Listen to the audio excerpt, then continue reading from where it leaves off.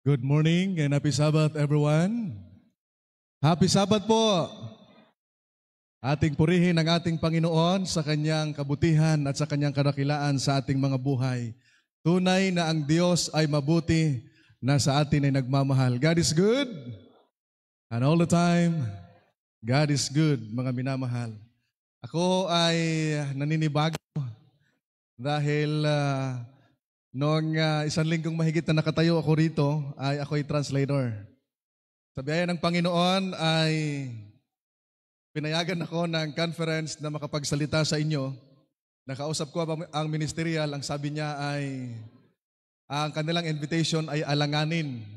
Dahil ang invitation po kasi mga minamahal ay na-orient po ang inyong lingkod at 2 weeks ago na lahat ng mga invitation ay dadaan sa conference. Dahil ang inyong pong lingkod ay kanilang inaprubahan na maging media evangelist at maglilingkod ng malawakan. Lahat ng invitation dadaan sa kanila sa ministerial at sa communication. At siguro ay malapit ang puso ng ministerial sa pag-ulingin dahil hindi na dumadaan sa council, pinayagan na kaagad. Purihin ng Panginoon, mga minamahal. Gusto ko na makita ang inyong mga ngiti sa banal na araw ng Sabat na ito dahil sa aklat po ng Isaiah chapter 58 verse 13 sa ERV version, ang sabi po ay ganito, kung inyong mababasa riyan, that will happen when you stop sinning against God's law about the Sabbath and when you stop doing things to please yourself on that special day. You should call the Sabbath a what? A happy day. You should honor the Lord's special day by not saying and doing things that you do every other day of the week. Sa version na ito ay ipinaalala sa atin, mga minamahal, bakit tayo maging masaya sa araw na ito? Dahil ang araw na ito ay isang masayang araw, mga minamahal. Kaya nga, tingnan ninyo ang inyong mga katabi at batiin nyo ng Happy Sabbath with a smile. Sige nga, batiin ninyo, Happy Sabbath na may ngiti, mga minamahal. Yan, yung may ngiti. Ipakita ninyo na talagang masaya kayo. Kasi kanina, nung binati ko kayo ng Happy Sabbath ay hindi ho lahat nakangiti. Happy ang sagot, ang mukha nakasimangot. Diba? May mga ganon, mga minamahal. And Sabbath is not just a happy day, but also it is a special day for the Lord. Kaya nga, dapat maramdaman natin na dahil itong Sabbath ay banal, ito ay isang masayang araw, ito ay espesyal sa Panginoon. Dahil espesyal ito sa Panginoon, dapat ito rin din natin itong espesyal, mga minamahal. Amen? Yes, kaya yung ating mga sinusuot ng pangkaraniwang araw, hindi natin sinusuot pagka-Sabath dahil ang Sabath ay espesyal sa Panginoon, mga minamahal. Alright, ngayong umaga, tayo mag-aaral ng mga salita ng Diyos, mga minamahal. But before that, aking pinasasalamatan ng Panginoon sa awitin na inihandog ng akin pong may bahay. Alam nyo, sa tuwing siya ay umaawit, pinagmamasdan ko po yung mga matatanda na ay nagsisimula ng antukin. Ano? Alam nyo ba na sa amin pong sa programa po ng Gospel and Music Ministry, sa Facebook at sa YouTube, and then yung kanyang, merong kaming tinatawag na episode niyan sa radio, Adventist World Radio, AWR, na salita ng buhay. Yung mga nagme-message po sa amin na mga matatanda, ang sinasabi nila sa amin ay, kapag sila hindi nakakatulog, alam mo, mayroon silang insomnia, at hindi nakakatulog, napupuyat. Ang ginagawa nila ay pinakikinggan ng awit ni Ate Dan. Aba, hindi pa nangangalati sa awit, nanghihikab na. Yung pala'y pagpatulog. Ang awitin, mga minamahal, kaya nire-request yan doon sa mga matatanda, pwede bang awitan mo kami? No? Kaya kayo na, habang umaawit siya, tinitingnan ko yung mga matatanda. Aba, gumaganon-ganon na. Mga kapatid, sa ating pag-aaral ng salita ng Diyos, I hope wala sa inyo matutulog. Ano ho? Hanggang anong oras ho? Tinanong ko si Kuya Lito kanina. Hanggang anong oras ang ating mensahe? Kasi pagdating ko ho kanina, mga minamahal, hinanap ko unang-una yung orasan, yung wall clock. Sabi ko, salamat sa Diyos, wala. Dahil yung mga kapatid, alam nyo, pagka ang orasan, usually nilalagay ito sa likod. At yung mga kapatid, kapag medyo napapahaba ang sermon, palingon ng palingon, no? Lingon ng lingon kung para bagang gusto nang umuwi. No? Kaya pagka malaman mo yung mga taong gustong-gusto nang umuwi, umaawit pa lang ng, ano ba tawag doon, yung awit na to, natin, soon Jesus will return. Hindi pa nangalahati, nakatayo na doon sa likod, bit-bit ang bag. Pauwi na, mga minamahal. Kaya ngayong umaga, I hope na walang matutulog sa atin kung papaanong espesyal sa Panginoon ito, dapat espesyal din sa atin, mga minamahal. And the sermon that I would like to share with you is a theocentric sermon. Pag sinabing theocentric sermon, ay sentro ang Diyos ng ating pag-aaral ngayong umaga, mga minamahal. Ano ho? Sa ating pag-aaral. Ngayong umaga, ang ating pag-aaralan, by the way, binabati rin natin ng Happy Sabbath ang ating mga viewers. Naka-live tayo, no? Sa Pag-ulingin Seventh-day Adventist Church, binabati natin ng Happy Sabbath. Ang ating paksa ngayong umaga ay mababasa ninyo riyan sa inyong mga screen, Love in Action. Sino rito sa inyo ang nagmamahal? Taas ang kamay. Hello? Huwag kayong mahiya, mga minamahal, no? Alam nyo, mayroong kanta nga, kay sarap ng may minamahal. Di ba? Taas ang kamay ng mga nagmamahal. Ba, amen. Yung iba nag-iisip pa, nagmamahal pa ba? Para baka hatred na nasa puso natin, no? Mga minamahal, sabi nga ay spread love, mga minamahal. Kaya ngayon ay pag-aaralan natin yung love in action, mga minamahal. It's all about loving God. Kaya dapat ay isentro natin ang ating sarili sa pag-aaral natin at binasa ng ating kapatid kanina yung Matthew chapter 22 verses 36 to 37.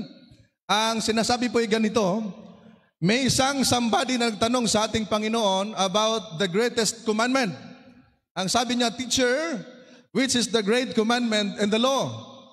Ang sagot ng ating Panginoong Yesus, you shall love the Lord your God with all your heart, with all your soul, and with all your mind, mga minamahal. Ito ang sabi ng ating Panginoong Yesus, this is the first and the greatest commandment, mga minamahal. Ang tanong ko sa inyo, do you love God? Mahal ba natin ang Diyos? Pwede kayong sumagot ng Amen. Alam nyo, mga minamahal, yung salitang Amen, pagsang-ayon. Ano ho? Alam nyo yung bang simbahan? Ako po ay nakapagsamba ng iba't ibang simbahan, mga minamahal. Nung ako po ay president ng Amicos, do you know what's Amicos? Sino dito ang membro ng Amicos? Pagitaas ng kamay, yung mga kabataan natin. Before, ikay membro, sister, ano? Alam nyo, ang Amicos, mga minamahal, meron kaming program before. Ako po kasi nag-aral ng public school bago pumasok sa seminary, sa pastoral. Naging president po ang inyong lingkod sa Amicos. Tuwing Sunday, meron kaming church visitation sa ibang simbahan. Dinalaw namin yung mga Pentecostal, yung mga Fourth Watts, Baptist, UCCP, iba't ibang mga simbahan dinadalaw namin. Ano ho? At yun ay paraan para maging friends natin sila. Yung ibang mga simbahan, hindi naman natin yung mga kaaway. Mga friends natin sila. Ano ho? At gusto natin silang ma-win for Jesus. Hindi ba? Amen, mga kapatid? Yes, at yan ang pinakasentro ng Three Angels Messages, to win souls for Christ, mga minamahal. At dito, dahil sa tanong ko sa inyo ay kung mahal ba natin ang Diyos, ay dapat maipakita natin na mahal natin ang Diyos.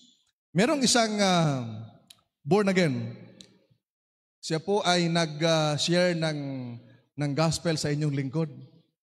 At talagang ang sabi niya, kasi ho, doon sa Lubo, meron doong isang dating aktor, artista, matikas, magandang tindig. Nagkaroon siya, namagay kasi kami ng babasahin, ang pangalang ng babasahin ay katotohanan ng dapat mong malaman. Nainganyo siyang magbasa. At yung ginawa na yun na babasahin ay gawa ng inyong lingkod, nakakabitin pag binasa mo. Yung bang parang you are longing for something na wala roon. Kaya ang na-request niya, naghanap siya ng tinatawag natin na mag-Bible study sa kanya. So the elders doon sa Lubo, inimbitahan kami at pumunta kami roon. We started for this question and answer with this former actor, mga minamahal, at 1 p.m. Natapos kami 5 p.m. Hindi pa maubos-ubos yung kanyang tanong. Actually, we met twice na at talagang yung kanyang katanungan, lahat ng napasok niyang simbahan, yung mga natutunan niya roon ay itinanong sa atin. At alam nyo, mga minamahal na mga kaibigan, meron siyang naimbitahan doon na born again na gusto niyang makinig sa atin. Nakakatuwa kasi hindi naman siya Adventist, pero nag-invite siya ng mga friends niya para makinig sa pag-aaral. Alam nyo, mga minamahal, meron doong born again ang sabi niya, kami, alam na namin ang nilalaman ng Biblia. Alam ko lahat ng nilalaman ng Biblia. Ako'y humanga, no, elder, kasi pagka alam mo ang nilalaman ng Biblia, ibig sabihin, memorize mong nilalaman. Di ba? Sabi ko, ay nakalagay doon. Sabi ko, brother, basahin mo itong babasahin. Nandito yung mga katuruan. Sabi niya, pati 10 utos, memorize ko lahat. Sabi ko, nakaka-amaze ito. Tinanong ko siya, mahal mo ba ang Panginoon, brother? Yes! Sabi niya, mahal na mahal ko ang Panginoon. Maganda. Yun ang nasa tanong natin eh. Do you love God? Tinanong ko siya, paano mo may pakita na mahal mo ang Panginoon? Di ba? Dapat merong pruweba na mahal mo ang Diyos. Dahil doon sa amin, meron isang dalaga doon, 30 plus na ang edad. No, bago natin ituloy yung kwento doon sa Lubo. Meron 30 plus na ang edad. Marami mga nanliligaw sa kanya pero hindi seryoso. Abay, para bagang pinaasa. Pinaikot-ikot pagkatapos iniwan. No? Sabi ni Imelda Papin, hindi ako laruan na iyong iiwan. Di ba? Ay siya, mga minamahal, ay parang nadala na doon sa mga lalaki. And then may lalaking dumating doon sa amin na taga city namin, ay binatang may edad na rin. At pagkatapos ay doon kasi sa amin uso yung sayawan. Hindi pa naman ako Adventist that time, di nakakadalo kami doon sa sayawan. Ay noong siya ay nakilala at pagkatapos ay niligawan, alam niyo, sabi ng babae, sabi niya sa lalaki, alam mo, marami ng lalaking nanligaw sa akin, ganyan din, pero tinatanong ko kung tunay ang pag-ibig, hindi masagot. Alam niyo kung ano yung sinabi niya doon sa lalaki? Kung tunay ang pag-ibig mo sa akin, pakasalan mo ako. 1 week pa lang silang magkakilala, ang kanyang sinabi, kung tunay na mahal mo ako, pakasalan mo ako. Aba, itong lalaki na ito ay wala rin sigurong napasagot na babae sa buhay niya, buong buhay niya. Aba, pinakasalan. After ng 1 week na sila magkakilala, after 1 week, nagpakasal sila. In short, 2 weeks lang silang nagkakilala talaga, nagpakasal. Ngayon magkasama silang masaya. Bakit? Kasi yung pag-ibig ng lalaki doon sa babae, tunay. At ang sabi ng babae, kung tunay na mahal mo ako, pakasalan mo ako. And I asked this born-again member, ang sabi ko, kung mahal mo ang Diyos, paano mo mapatunayan? Ang sabi niya, nasa puso ko siya. Nasa isip ko siya. Maganda rin naman. Pero alam nyo ba na ang Biblia ay malinaw na nagsasabi, kung mahal mo ang Panginoon, susundin mo ang kanyang mga utos. 1 John 5:3. Ang sabi ni Apostle Juan, this is our love for God. Ito ang pag-ibig natin sa Diyos na alin? Na ating sundin ang kanyang mga utos. At ang kanyang mga utos ay hindi mabigat, mga minamahal. Kung kaya, itinatanong ko sa inyo ngayon, kung mahal nyo ba ang Diyos, mga minamahal? Alam nyo, para mapatunayan natin na mahal natin ang Diyos, merong 5 points lamang na ibabahagi ko sa inyo dahil hindi, ang sabi ni Kuya Lito ay, pwede kang lumagpas ng 12:00, konti lang. Pwede lumagpas, basta konti lang, mga minamahal. Alright. Konti lang. May tatanong ako sa inyo, sa ating paglilingkod sa Diyos dahil mahal natin ang ating Panginoon, mga minamahal, are we serving God faithfully? Naglilingkod ba tayo sa Diyos ng tapat? Kahit hindi na kayo sumagot, just examine yourself, mga minamahal. Itatanong nyo sa inyong sarili, I am serving the Lord faithfully? Pagkasabado ba, maaga ba ako o maaga sa tanghalian? No, kasi merong dumarating tayo ng mga kapatid, darating yung malapit ng, di ba, hindi na naabutan ang Sabbath school lesson, dumarating divine na. Tapos pagka uwian, lando na kagad sa likod, hindi na bumabalik sa hapon. Tayo mga minamahal, we are Seventh-day Adventist. We are not seventh half day. Hindi kalahating araw. Seventh day, mga minamahal. Kaya ang tanong ko sa inyo, do you serve God faithfully? Tayo ba ay naglilingkod sa Diyos ng tapat? Pangalawa, do we serve God happily? Masaya ba tayo naglilingkod sa Panginoon? Mga minamahal, na sa pagdating sa iba't ibang mga gawain, masaya nating ginagawa, hindi labag sa loob natin, hindi tayo nagrereklamo, hindi natin kinokontra yung elder na sinasabi natin, to si elder naman, lagi na lang ina-assign sa akin itong drive ng drive doon sa mga interest. Aba? No? To si elder, ina-assign sa akin laging umawit. Sintonado naman ang boses ko. Alam nyo, kakaawit mo sa Panginoon, malagay rin niya sa tono katagalan. Mga minamahal. Di ba? Huwag tayong magsawang maglingkod sa Panginoon. Let us serve the Lord with gladness in our heart, mga minamahal. Di ba? Masarap na pagmasdan tayo ng Panginoon na tayo naglilingkod na masaya. Next question. Do we serve the Lord heartily? Naglilingkod ba tayo sa Diyos ng buong puso? O pakitang tao lamang, mga minamahal, na para mapuri tayo kasipag ni brother. Pero sa akin na ibuturan ng kanyang puso, he was never really transformed sa kanyang buhay dahil hindi siya converted. And next question, do we serve the Lord seriously? Seryoso ka bang naglilingkod sa Panginoon? When you go to church, saan ka lagi umuupo? Alam nyo, doon ako nung ako'y na-assign sa rooftop, way back 2017 hanggang 2020, merong isang matanda roon na ayaw niyang umupo doon sa harap. Gusto niya doon umupo sa likod, mga minamahal. Alam nyo, ang sanabi niya, bakit doon siya sa likod? Kasi hindi siya napapansin kung siya natutulog. Dito kasi sa harap, mapapansin ka ng speaker pag natutulog ka. Di ba? Mababanggit ka. Halimbawa, natutulog dyan si sister. Tapos mabanggit ko. Aba, magigising yun, magugulat. At ang teknik niya, para hindi mapansin na natutulog, naka-sunglass. Naka-sunglass, naka-shade, mga minamahal. Di mo makita kung nakapikit eh. Malalaman mo lang pagtulog na kapag patango-tango na. Pag nandoon sa likod at patango-tango na yan, alam nyo doon sa amin, yung aming simbahan, siguro 1/8 lang dito. Ang laki kasi ng yung simbahan. Ang sa amin ay maliit lang. Ang kasya lang doon ay mga 30 pag napuno. Yung aming elder doon ay nasa bukid kasi yung simbahan namin, nadala na siyang patango-tango doon sa may pinto na nakaupo kasi yung kambing nila doon na pag-alagala, akala nung kambing hinahamon siya ng sungayan. Aba, sabi nung elder, sabi nung kambing, aba, nasungay. Aba, hindi na siya natutulog kasi delikado. Yung aming simba, wala na nga ngayon, sarado na dahil namatay na. At yun ay pinasok ng mga pinatutulogan na. Ay ayaw niya nang matulog kasi parang hinahamon niya yung kambing. Huwag po tayong matutulog. At kung nakaupo man tayo sa tagiliran, sa likod, o saan man tayo nakaupo, makinig tayo ng mabuti na mga salita ng Diyos. Dahil patunayan natin na tayo naglilingkod ng totoo at seryoso sa ating Panginoon, mga minamahal. Ngayon, tinanong ko kayo kanina kung mahal natin ang Panginoon. You said yes.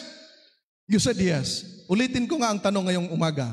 Mahal ba natin ang Diyos? Amen. Pwede bang itaas ninyo ang inyong kamay nang makita kayo ng ating Panginoong Yesus na sinasabi niyong, mahal ko ang Panginoon. Yes, I love the Lord. Amen, mga minamahal. Kung naalanganin kayong magtaas ng kamay, kung anumang may punit ba dyan o ano, takpan nyo na lang. Huwag kayong mahiyang itaas. Maging ano tayo, mga minamahal, boldly come to Jesus at sabihin natin, we love the Lord, mga minamahal. Anong prueba na mahal natin ang ating Panginoon? Number 1, yes, loving God is to worship Him. Sa panahon ng ating mga pagsamba, huwag nating kalimutang dumalo. Sapagkat yung ating binasa kanina, ipinaalala sa atin, na ang ating laging unahin ang Diyos, mga minamahal. Kaya pagdating sa mga pagsamba, even Hebrews chapter 10 verse 25, we should not forget sa panahon ng mga pagtitipon. Yan man ay prayer meeting, yan man ay tinatawag nating whisper, lalo't higit sa pagsamba sa Diyos sa banal na araw ng Sabat, huwag natin itong kaligtaan, mga minamahal. Alam niyo sa Taysan, noong dumating po kami roon ay walang whisper at walang worship ng prayer meeting. Alam niyo kung bakit? Dahil ho ay napakalalayo ng mga kapatid doon. Wala namang sasakyan, wala namang nagbabiyahe doon na tulad dito. Kaya ang ginawa namin, mga minamahal, para mayroong prayer meeting at may whisper, ginawa namin online through Zoom. para yung mga kapatid ay hindi makalimutan na mayroong prayer meeting, mayroong whisper. Mga minamahal, dito sa inyo, mayroong online, kaya yun ang pakaganda. Yung mga matatanda nang hindi makarating, ay makapanood pa rin mga minamahal. Ang pagsamba ay atin po yung tungkulin sa ating Panginoong Diyos bilang Diyos na lumikha sa atin. Sabi nga ni Jesus Christ, "Thou shalt worship the Lord thy God, and Him only shalt thou serve." Iyong sambahin ang Panginoon mong Diyos at siya lamang ang iyong paglilingkuran. Alam nyo, when it comes to serving, mga minamahal, paglilingkod, minsan yung paglilingkod natin, hindi natin napansin, doon na pala nabaling sa ibang bagay, hindi sa Diyos na may-ari ng ating mga buhay. Kaya ang sabi rito ni Jesus Christ, "No man can serve two masters, for either he will hate the one and love the other, or else he will hold to the one and despise the other. Ye cannot serve God and mammon," mga minamahal. Hindi natin pwedeng pagsabayin. Ang sabi nga nila ay, hindi ka pwedeng mamangka ng sabay sa dalawang ilog.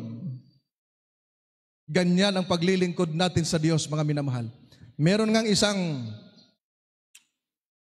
tao, ang sabi niya, kasi wala siyang trabaho. Nung wala pa siyang trabaho, napaka-active niya sa church, sa mga paglilingkod, sa mga pangangaral, Bible study, care group, pagsamba, etc. Napaka-active niya. Ang sabi niya, "Pastor, pwede bang ipag-pray mo ako na magkaroon ako ng trabaho?" Yes! Pinag-pray ng pastor. "Panginoon, ang kapatid na ito ay napakasigla. Tulungan niyo siya, Panginoon, na magkaroon ng hanap buhay." Pinakinggan ng Panginoon ang dasal, binigyan ng trabaho. Nagkaroon ng trabaho, mga minamahal. At first, nakakasamba pa. Dahil itong kapatid na ito ay magaling at meron siyang skills talaga, prinomote agad siya bilang supervisor. Wow! Supervisor. Nung na-promote siya bilang supervisor, yung kanyang sahod, tumaas din. At yung kanyang Sabado, nakasama na sa trabaho. Dumalaw ang pastor doon sa simbahan, hindi na siya nakita. Kumusta na yung kapatid natin nung ating ipinanalangin na magkaroon ng trabaho? Asa, "Pastor, may trabaho na. May trabaho na, Pastor." Dinalaw ng ating pastor, nadat na niya sa bahay, "Kapatid, kumusta?" Ay, "Pastor, oo nga, hindi na ako nakakasimba dahil sa trabaho." Napansin niyo, mga minamahal, na-promote kasi ako, pastor, ng aking amo, naging supervisor na ako. Dahil sa kanyang trabaho na ito at na-promote siya, nakalimutan niya ang paglilingkod niya sa Diyos. Mga minamahal. Alam niyo, si Mrs., meron siyang trabaho dati, pinaresign ko po nung kami lumipat na ng Taysan.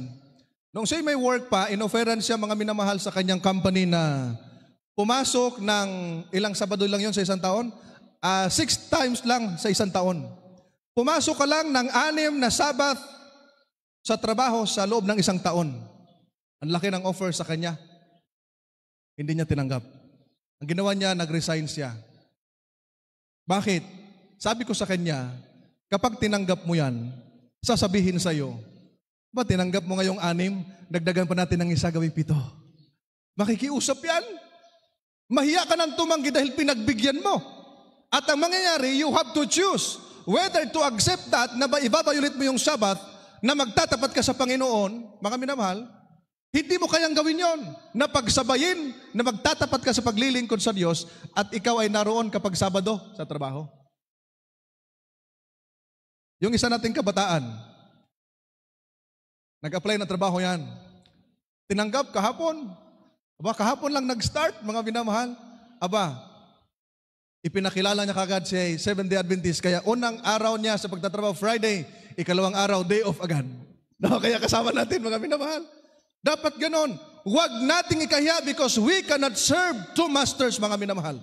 Always choose God. Lagi nating piliin ang Diyos dahil pinili tayo ng Diyos, mga minamahal. Amen? We are spiritual Israel, mga minamahal. That's why, ano yung number 1 point natin? Loving God is to worship Him. Every time na may mga pagsamba, huwag tayong makalilimot ng pagdalo. Number 2, mga minamahal, loving God is to obey Him. Ito yung binanggit ko sa inyo kayo na sa ating example, mga minamahal. Para mapatunayan natin na mahal natin ang Diyos, atin siyang sundin, mga minamahal na mga kaibigan. Ano ho? Sabi nga ng ating Panginoong Yesus, alam ko, memorize niyo yung mga verses na ito. Sabi niya, if you love me, keep my commandments. Kung ako'y inyong iniibig, tutuparin ninyo ang aking mga utos. Para saan? Iyan ay patunay na mahal natin ang Panginoon. Kaya nga, ang sabi ni Samuel, sabi niya, hath the Lord delight in burnt offerings and sacrifices? Hindi man natutuwa ang Diyos sa mga paghahandog na ito at mga sakripisyo na ito. As in obeying the voice of the Lord, so pagsunod sa tinig ng ating Panginoon. Kaya nga ang sabi niya, behold, to obey is better than sacrifice. Kasi pwede kang magsakripisyo, mga minamahal, na hilabag sa iyong kalooban. Pero ang sabi rito, mga minamahal, ang pagpapatunay na mahal natin ng Diyos ay sa magitan ng pagsunod natin sa Kanyang mga utos. Alam niyo ba sa Old Testament principle, obedience leads to life. Yung prinsipyo sa lumang tipan ng pagsunod, nagdadala sa buhay. At ang sabi nila, obey and live. Maraming beses yan binabanggit sa lumang tipan. Kaya nga, obedience is better than sacrifice. And obedience has a reward. Alam nyo, nung kami maliliit pa, kapag kami sumusunod sa utos ng aming mga magulang, lagi kaming may piso. May piso. Nakaranas kayo niyan? Anak, hugas ka ng plato. Ang maghugas ng plato, may piso. Ngayon, hindi na yan tatalab. No?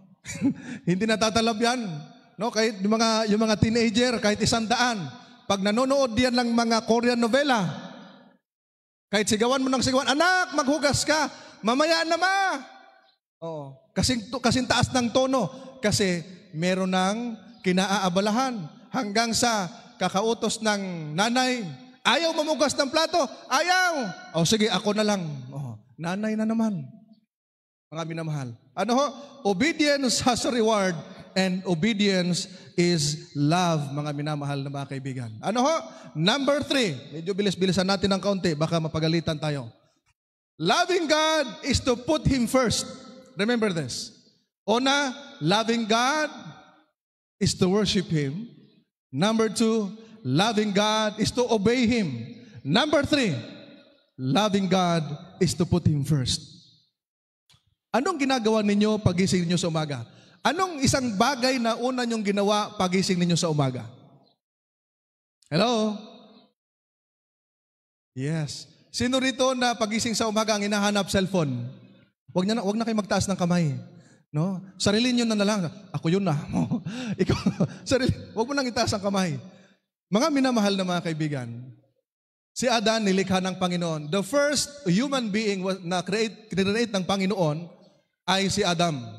Yung salitang Adam ay isang Hebrew word ng ibig sabihin ay tao. Nung nilikha si Adan, saan siya galing? Saan galing si Adan? Sa sinapupunan ng kanyang ina? Ba hindi, wala pang nanay si Adan. Saan siya galing? Sa alikabok, Pinurma ng Diyos, nilikha siya ayon sa wangis at larawan ng ating Panginoon. Pagkatapos, buhay na ba siya nung time na yon? Hindi pa. Ang ginawa ng Diyos, hiningahan yung butas ng ilong, hininga ng buhay.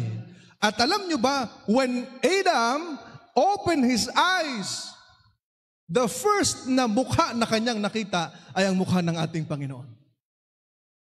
Dahil hiningahan ng Diyos, ang sabi pa nga doon sa Hebrew word ay, idinampi ng Panginoon ng kanyang labi doon sa dulo ng ilong ni Adan. And then when Adam opened his eyes, he saw the face of Jesus.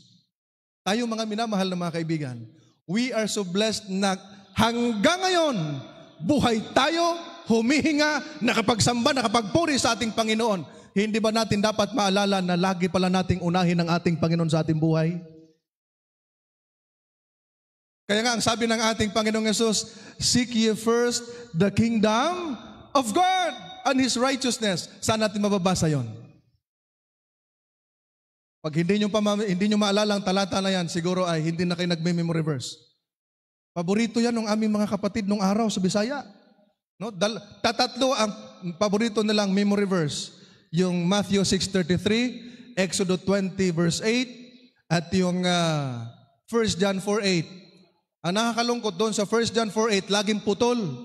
Pag nag-memory verse na, paikot-ikot, God is love. Sa akin, same din, God is love. Hindi lang yan nakasulat doon. Ano nakasulat doon? Wow, God is love.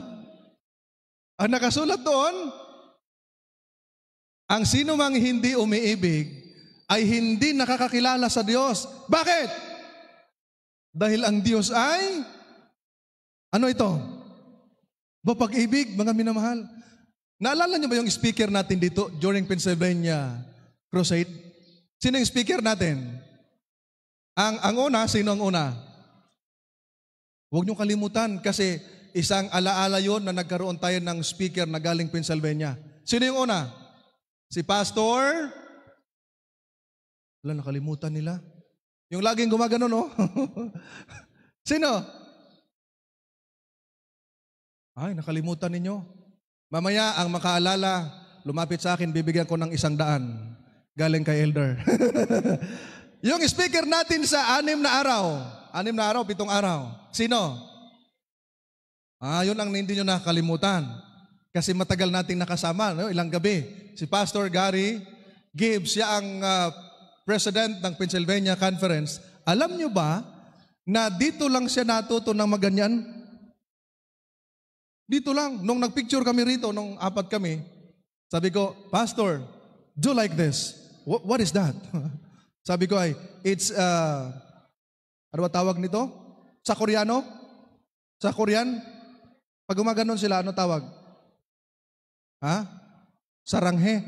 Saranghe. Ba? Parang hindi bagay. Di ba? It's a small love, mga minamahal, di ba? Aba, nung ginawa niya, nagtaka ako, bawat picture natin, gumaganon na siya kaagad. Sabi ko, abilis matuto.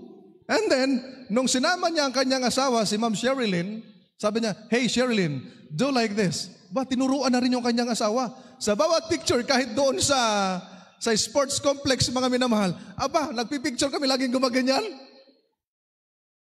Pag gumaganon ka, ipinaalala mo, mahal mo ang Diyos. At pag mahal mo ang Panginoon, dapat una siya sa lahat sa iyong buhay. Nang pagising mo, anong una mong ginawa? You have to kneel down and pray. Give thanks to the Lord for another life na ibinigay niya sa atin. Alam niyo, merong isang mag-asawang UCCP. Alam niyo yung salitang UCCP, yung abbreviation niya? United Church of Christ in the Philippines. Habang sila nanonood ng mga programa natin sa online, sa pag-aralan, sa kapitulo, they decided na mag-Adventist. Sila'y Bawan. Noong sila naghanap ng simbahan, ay nakita niya yung church natin. And then siya pumasok at nalaman kasi niya ang pagsamba ay Sabado. Nung na-feel niya yung warm welcome ng mga kapatid, kaya ako'y natutuwa kahit na marami, meron pa rin kayong pag-entertain sa mga kapatid, lalo sa mga bisita. Madama nila na ang ating church ay nandun yung warm welcome bilang magkakapatid. So, nung una niyang pagsamba, tuwan-tuwa siya, umuwi siya sa kanila, sabi niya, sumama ka sa akin, sabi niya sa kanyang asawa. Ang sarap sumamba doon, ang mga magkakapatid doon, parang isang pamilya, walang away. Ang sinabi ni Elder kanina dito no? But, di ba? Walang away ang mga tagapag-ulingin. Amen? Para mahina, ano? Siguro ay magre-reconcile pa lang yung iba, mga kapatid. No? Magkakasundo pa lang. Nung isinama na niya, sa kanila kasi yung pagsamba, hindi, okay lang kahit hindi nakapalda, nakapantalon, kahit anong suot na babae, okay lang. Nung isinama, sabi, parang nakakahiyan man doon, nakapalda sila, ako'y nakapantalon. Binilhan ng lalaki yung kanyang asawa. Noong sumamba na sila roon, na-feel nila ang warm welcome at sila nag-decide na magpabautismo at naglilingkod sa ating Panginoon. Dumalaw siya sa Taysan. Sabi, Pastor, gusto ko kayong mamit. Di, pumunta sila. Pagdating doon, ikwento niya sa akin. Alam niyo, Pastor, nung ako ay UCCP pa, yung asawa ko, number 1 yan sa puso ko. Matindi ano? Pero naku, yung Adventist na pastor, number 2 na ang asawa ko. Sabi nung kanyang asawa, para mayroon ka ng iba? O kasi yung kanyang asawa, number 2 na. Ang sabi niya, kasi nung naging Adventist ako, nalaman ko na ang number one pala sa puso natin, ang Diyos, mga minamahal na mga kaibigan. Amen? Yes, kaya ang sabi riyan, loving God is to put Him first. Una ang Diyos, mga minamahal na mga kaibigan. Kahit na gaano mo kamahal ang iyong asawa, ang sabi ng ating Panginoong Yesus, ang umiibig sa kanyang asawa na higit kaysa akin, hindi karapat-dapat sa akin. Kahit na mahal mo ang iyong asawa, laging number 2 lang yan sa puso mo. Always put God first in your life, mga minamahal na mga kaibigan. Alright, sabi nga ng ating key-text kanina, thou shalt love the Lord thy God with all your heart, with all your soul, and with all your mind, mga minamahal na mga kaibigan. Bakit? Sapagat ang sabi rito, whom have I in heaven but thee, and there is none upon earth I desire beside thee. Wala akong ibang ninanais dito sa mundo, kundi ikaw lamang, Panginoon. Kaya para makapag-focus ka ng pag-ibig mo sa Diyos, do not love the world. Kasi ang pag-ibig ng Diyos, wala riyan, mga minamahal na mga kaibigan. Alam nyo, sometimes, nadadala tayo sa bad influence ng sanlibutan. Tandaan ninyo, bilang mga mananampalataya, mga minamahal, pumili kayo ng kaibigan na dadalhin ka sa paglilingkod, hindi yung hihilain ka sa pagtalikod. Yung bang tulungan kang maging faithful sa Panginoon, mga minamahal na mga kaibigan at mga kapatid. Anong implication ng pagtanggap natin sa Diyos bilang hari? We will accept His authority in all aspects of life. Yun ang binanggit ni Brother Nixon kanina. Unahin, bilang hari ang Diyos sa ating buhay, yun yung pagtanggap natin sa Kanyang otoridad na siya ang nangunguna sa atin. Hindi na tayong masusunod sa ating sarili. Tulad ni Apostol Pablo, ang sabi niya, for I am crucified with Christ, at hindi na ako ang nabubuhay sa aking sarili, kundi si Kristo ang nabubuhay sa akin. And the faith that I live, ang sabi niya, ikinabubuhay ko sa pananampalataya sa Diyos. Sapagkat ang sabi rito, kapag tinanggap natin ang authority bilang hari ang Diyos sa ating buhay, makaapekto ito sa buong buhay natin, sa pamumuhay natin, mga minamahal. Ginagamit natin ang ating talento, ang ating time, ang ating treasures and other resources. Alam niyo ba kung bakit blessed kayo ng Panginoon sa iba't ibang mga pagpapala? Para magamit sa Kanyang kaluwalhatian at sa paglilingkod sa Kanya. Iyan ang tandaan natin, mga minamahal na mga kaibigan at mga kapatid. Number 4, loving God is to desire Him. Na-feel nyo ba minsan na kapag meron kayong schedule sa Bible study, parang wala kayong ganang pumunta? Panahon ng pagsamba, parang ang hirap bumangon. Pagdating sa trabaho, laging madaling araw, gising na. Ayaw malate, nahiya sa boss, takot sa amo, takot sa supervisor, takot sa manager, laging maaga. Sa eskwela, laging maaga, takot sa teacher, takot ma-absent. Alam nyo ba, mga minamahal, pagdating sa pagsamba sa Diyos, lalo pag Sabado, ugaliin ninyong laging maging maaga pagpunta sa simbahan. Noong ako po'y nasa Katayngan, I am from Masbate, mga minamahal. Doon sa church natin sa bayan, may isang taong nagtanong sa akin, hindi Adventist. Galing sa doon sa maliit na pulo, dadaanan po sa harap mismo, parang ganyan, dadaanan yung ating simbahan. Ako po, estudyante pa that time. Ang sabi niya sa akin, sa amin doon sa mga nakatayo doon sa harap, sino ba yung dalawang lalaking nakatayo dyan sa harap ng inyong simbahan? Dalawang lalaking mga matatangkad, mga gwapo, nakaputi. Ang sabi niya, may hawak silang mga parang record book na nag-check ng parang attendance kapag may pumapasok sa church. Alam niyo kung anong araw, binabantayan niya kung anong oras yun kapag Sabado? Tuwing alas 8 hanggang alas 8:30. Alam niyo, sabi ng district pastor doon, hala, ang anghel ng Panginoon, nag-check ng attendance sa mga maaga. Kaya pag lumagpas ka sa 8:30, absent ka na. Sino ditong dumating ng maaga kanina? Huwag nyo nang itaas ang kamay, nakakahiya sa na-late. At yung mga na-late naman, sa sunod, agahan din yung mga minamahal.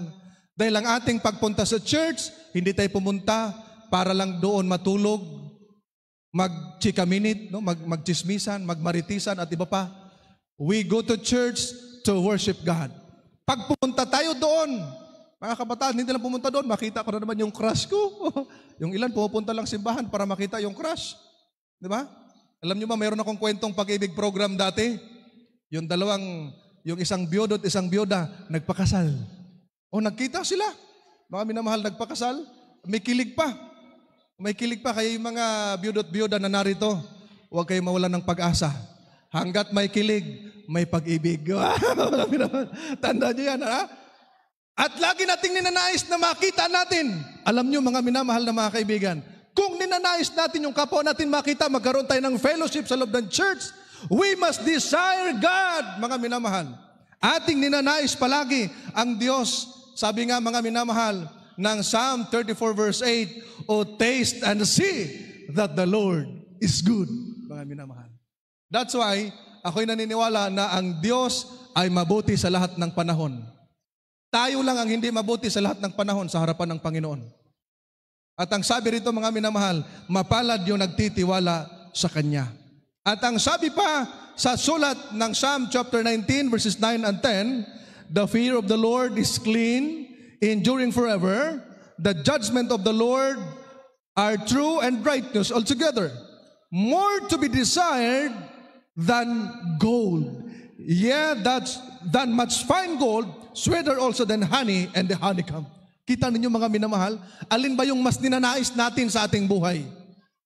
Marami tayong mga ninanais sa buhay natin na gusto nating makamit.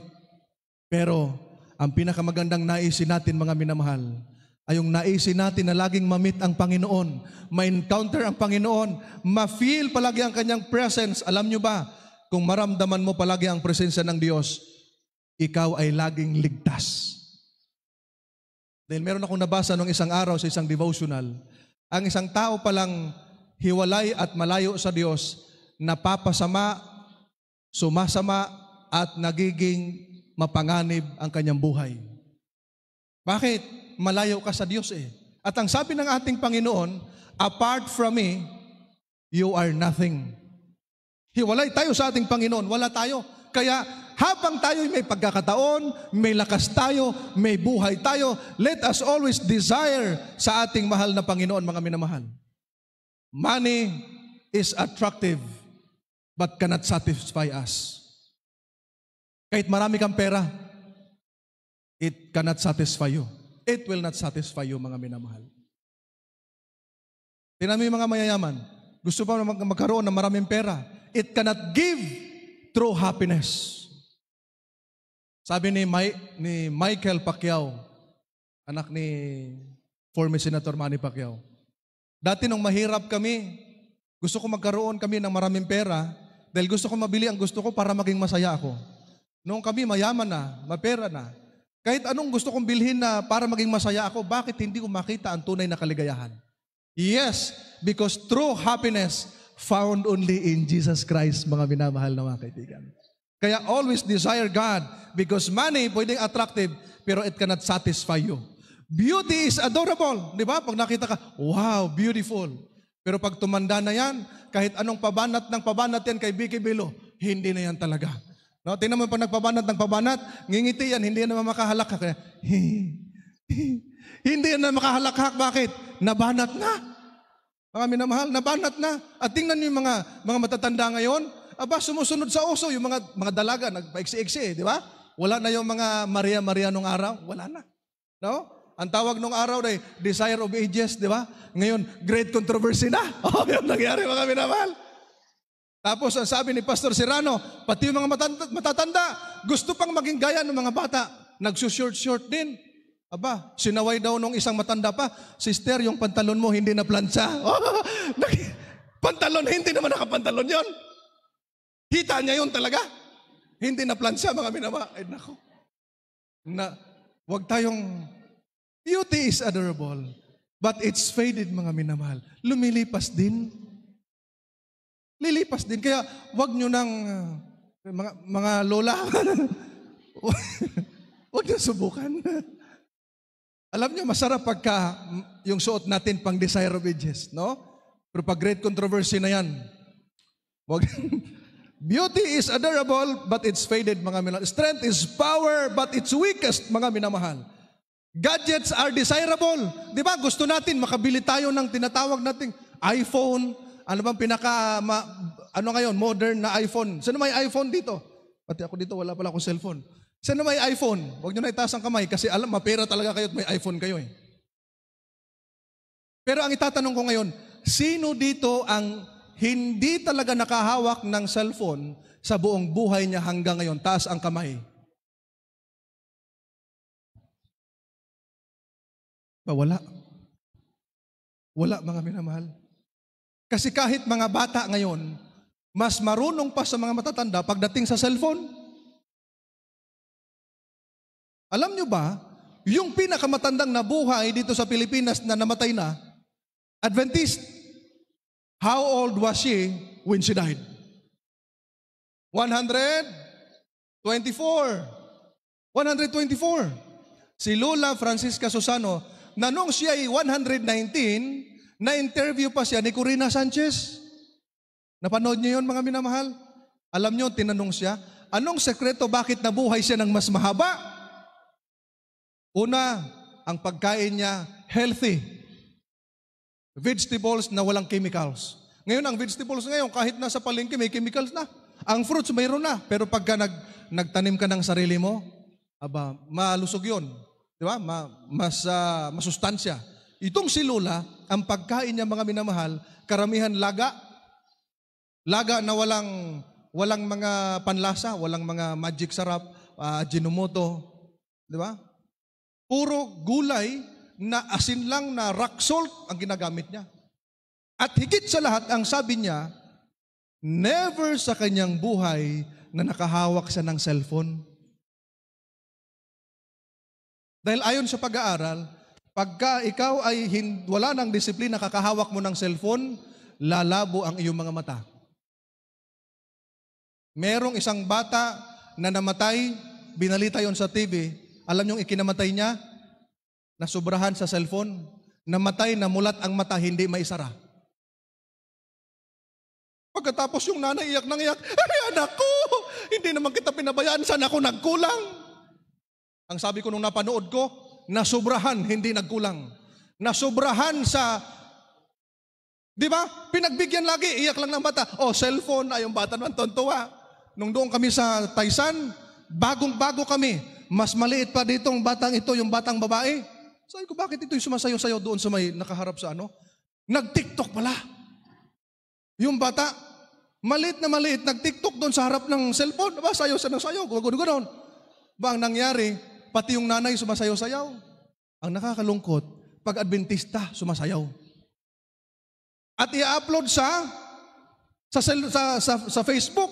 Kahit Sabado, sumasayaw-sayaw yan. Tapos magko-comment doon yung friends na hindi Adventist, sister, kagaling mo naman sumayaw.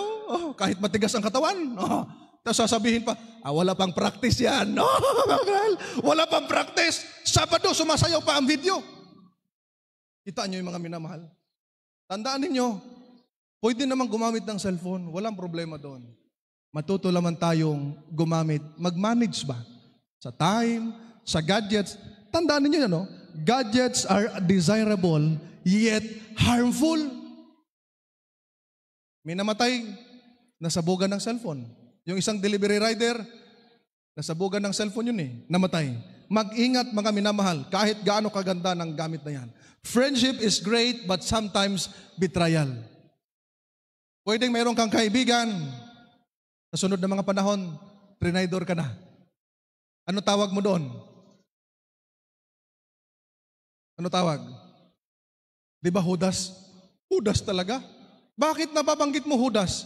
Kasi it was Judas ang nag-traitor kay Jesus Christ. Mga minamahal. Kaya pwedeng mangyari ito, pero kung ang Panginoon i-desire mo sa lahat ng bagay, hindi ka mabibigo, mga minamahal na mga kaibigan. Number 5, pang last, mga minamahal. Loving God is to hate sin.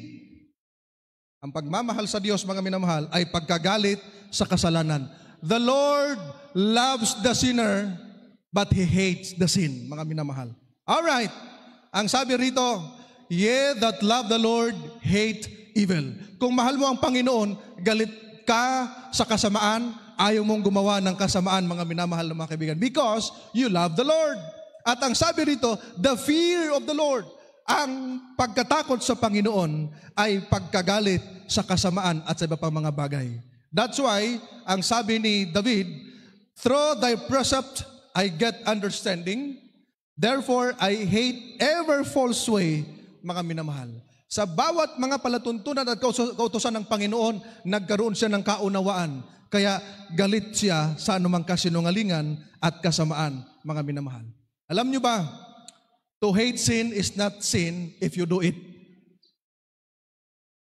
Alright? And if you will not hate sin, you will love it. That's why if you still have darling sins, hindi mo mahal talaga ang Panginoon. Dahil hindi mo maiwan-iwan, mga minamahal. Loving sin is becoming slaves of it. Di ba? Naalipin ka. Hindi ba sinabi ni Apostol Pablo sa Roma 6:17 at 18, tayo'y pinalaya sa kasalanan upang tayo'y sumunod sa buhay na aral ng ating Panginoon at mamuhay sa katwiran. That's why tayo'y tinubos ng Panginoon sa pagkaalipin sa kasalanan. And ang sabi rito, imprison of evil practices and habits ay nakakalungkot kapag tayo nadaya roon. Alam nyo ba sa Biblia, mga minamahal na mga kaibigan, ang kasalanan ay simbolo ng sakit na anong Tagalog ng leprosy? Ketong. Sa amin, kanta lang yan noong araw eh. Alam niyo yung kanta? Tong tong tong pakitong kitong. Aba, yun pala'y, sakit pala yun.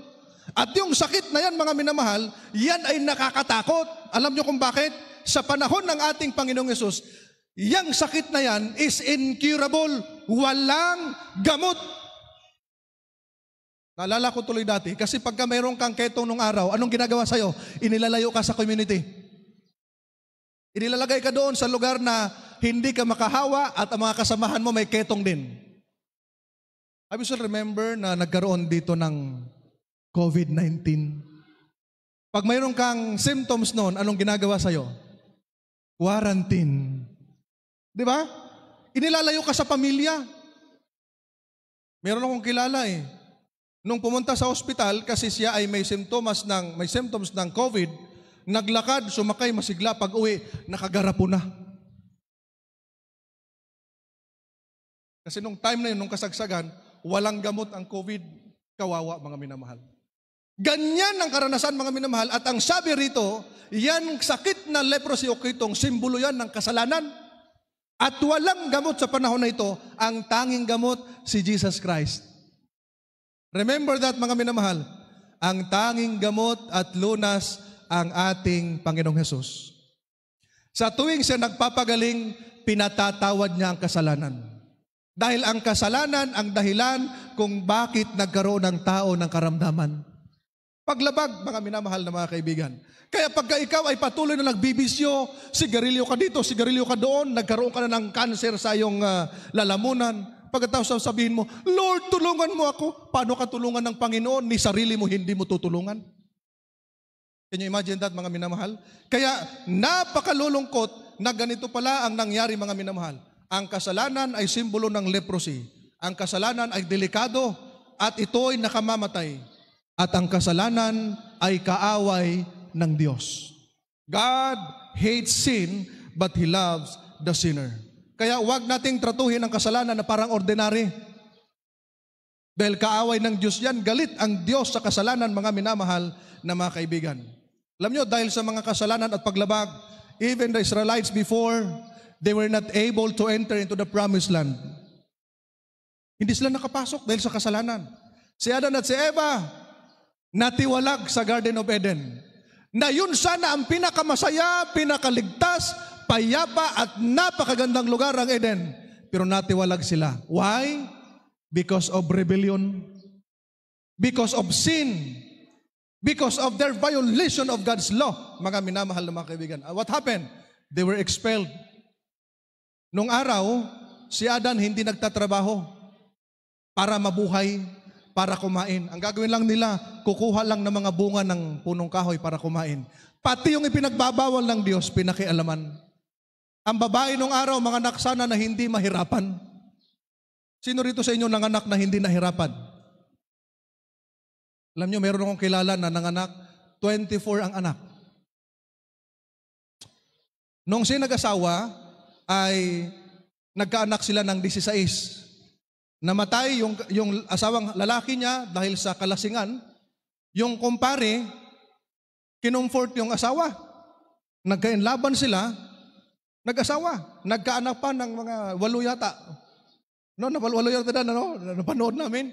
Aba, ang sabi ay, hindi ka ba nahirapan mga anak? Ang sabi, nung una lang, no? Pero nung ikalawa, ikatlo hanggang sa ika-24, aba, para na lang daw siyang para tumahin na lang mga minamahal. Di ba? Noong panahon na hindi pa nagkasala ang tao, ang babae kong mga anak hindi sana mahirapan. Na mga anak sana na parang umupo ka lang, o yan, nandiyan ang baby. Ganun lang sana. Di ba, mga minamahal? Pero nung nagkasala, ang sabi ng Panginoon, manganganak kang maghihirap. Yung ate ko, yung sinundan kong ate, namatay nung mga anak. She was just 21 years old when she died. Tunay na mahirap ang mga anak, mga minamahal. At yun ay resulta sa kasalanan. At what happened to Lucifer, who became Satan? Alam niyo ba salitang Satanas? Iya ang kahulugan niyan, adversary of God, kaaway ng Diyos. He was cast out in heaven, it's because of sin, it's because of rebellion, mga minamahal. That's why death is a reality of how terrible sin is. Bakit ang tao namamatay? Dahil sa kasalanan, mga minamahal na mga kaibigan. That's why, subukan nating lumayo sa kasalanan. Kung tunay na mahal natin ang Panginoon, mga minamahal na mga kaibigan at mga kapatid. Kaya ngayong tanghali, saktong 12:00, huwag nating kalimutan, if we love God, we worship Him.